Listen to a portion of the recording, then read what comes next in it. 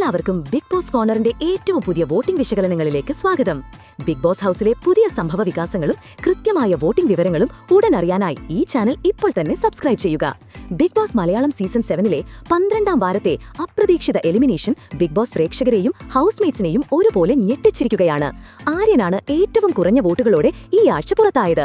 പുറത്തു വന്നതിനു ശേഷം ആര്യൻ പറഞ്ഞത് ഇങ്ങനെയായിരുന്നു: ഈ ആഴ്ച ഞാൻ പുറത്തു പോകുമെന്ന് തീരെ പ്രതീക്ഷിച്ചില്ല.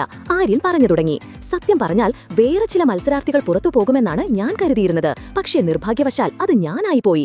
ഇപ്പോഴും എനിക്കത് വിശ്വസിക്കാൻ കഴിഞ്ഞിട്ടില്ല. ഞാൻ ആകെ ഷോക്കിലാണ്. വല്ലാതെ അസ്വസ്ഥനാണ്. 100 ദിവസം ആ വീട്ടിൽ നിൽക്കുക എന്നതായിരുന്നു എന്റെ സ്വപ്നം. അത് പൂർത്തിയാക്കാൻ എനിക്ക് കഴിഞ്ഞില്ല. എന്റെ പുറത്താകലിനെക്കുറിച്ച് ആലോചിക്കുമ്പോൾ എനിക്ക് തോന്നുന്നത് ആ വീട്ടിൽ തുടരാൻ ഒട്ടും അർഹതയില്ലാത്ത ചിലർ ഇപ്പോഴും അവിടെയുണ്ടെന്നാണ്. സേഫ് ഗെയിം കളിക്കുന്ന, ശ്രദ്ധേയമായ പ്രകടനം കാഴ്ചവെക്കാത്ത മത്സരാർത്ഥികൾ അവിടെ തുടരുമ്പോൾ അവരുമായി എന്നെ താരതമ്യം ചെയ്യുമ്പോൾ ഞാൻ തീർച്ചയായും അവിടെ നിൽക്കാൻ അർഹനായിരുന്നു. സാബുമാൻ, നൂറ എന്നിവർ ആ വീട്ടിൽ തുടരാൻ അർഹതയില്ലാത്തവരാണെന്ന് ഞാൻ കരുതുന്നു.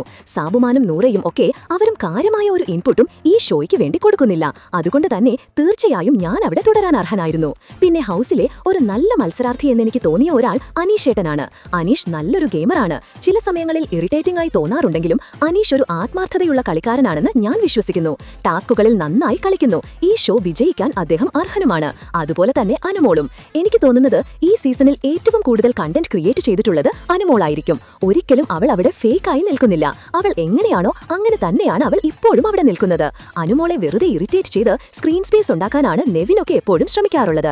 ശരിക്കും നെവിൻ അവിടെ തുടരാൻ അർഹനാണെന്ന് എനിക്ക് ഒട്ടും തന്നെ തോന്നുന്നില്ല. എന്നിരുന്നാലും പ്രേക്ഷകരുടെ അഭിപ്രായത്തെ ഞാൻ മാനിക്കുന്നു. ഇത്രയും ദിവസം അവിടെ നിൽക്കാൻ സാധിച്ചതിൽ എനിക്ക് വളരെയധികം സന്തോഷമുണ്ട്. ഹൗസിലുള്ള എല്ലാവരെയും ഞാൻ മിസ് ചെയ്യും. ഇത്രയും നാൾ എന്നെ പിന്തുണച്ച എല്ലാവർക്കും ഒരുപാട് നന്ദിയുണ്ട്. എന്റെ ഗെയിം ഇഷ്ടപ്പെട്ട എല്ലാവർക്കും നന്ദി. പുറത്തുവരാനുണ്ടായ കാരണങ്ങൾ ഞാൻ വിലയിരുത്തുന്നു. എന്റെ സ്വപ്നം പൂർത്തിയാക്കാൻ കഴിഞ്ഞില്ലെങ്കിലും ഒരുപാട് നല്ല നിമിഷങ്ങൾ എനിക്കവിടെ നിന്ന് ലഭിച്ചു എന്നും ആര്യൻ കൂട്ടിച്ചേർത്തു. അപ്പോൾ ആര്യന്റെ ഈ പ്രതികരണങ്ങളെക്കുറിച്ച് നിങ്ങൾക്കെന്ത് തോന്നുന്നു?